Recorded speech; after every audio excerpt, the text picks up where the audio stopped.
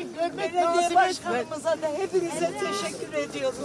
Allah'ım razı olsun. Bismillahirrahmanirrahim. Kul huvallahu ahad. Allahus samed. Lem yelid ve lem yulad ve lem yekun lehu kufuven ahad. Allahu ekber. Euzu billahi mineşşeytanirracim. Bismillahirrahmanirrahim. Elhamdülillahi Rabbil alemin. Errahmanirrahim. Maliki yevmiddin.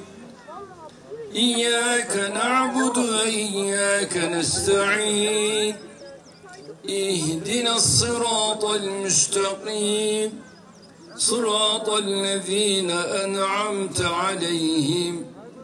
Gayril mağdûbi aleyhim velezzâllîn. Amin. Bismillahirrahmanirrahim. Elif lam mim. Zalikel kitabu la raybe fih. Huden lil muttaqin ellezine yu'minun bil gaybi ve yuqimunas salate ve mimma razaqnahum yunfikun.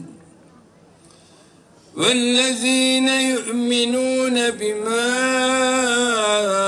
أُنْزِلَ إِلَيْكَ وَمَا أُنْزِلَ مِنْ قَبْلِكَ وَبِالْآخِرَةِ هُمْ يُوقِنُونَ أُولَٰئِكَ عَلَى هُدًى مِنْ رَبِّهِمْ وَأُولَٰئِكَ هُمُ المفلحون. صدق الله العظيم. Amin. Ey yerlerin, göklerin ve bütün kainatın yoktan var edicisi. Ey istediğini istediğine veren, istediği zaman yegane almak gücünün sahibi olan Yüce Mevlamız, şu anda ellerimizi senin rızan için kaldırdık.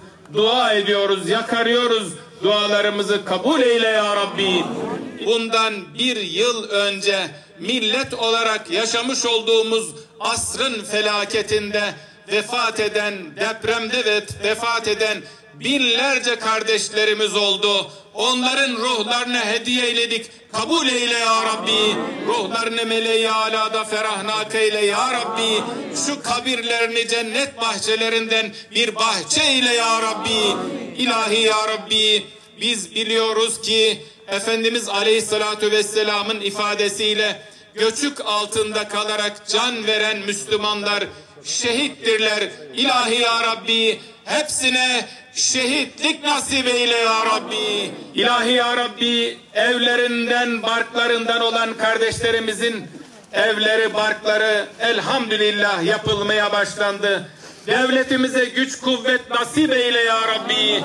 Bütün kardeşlerimizin en kısa zamanda yuvalarına kavuşmalarını nasip eyle ya Rabbi. Amin diyen şuradaki mümin kullarını cennetinle, cemalinle şeref yâd eyle ya Rabbi. Kâfeye ehli iman ve ehli İslam ervahı için, cümle geçmişlerimizin ruhları için, Allah rızası için El Fatiha.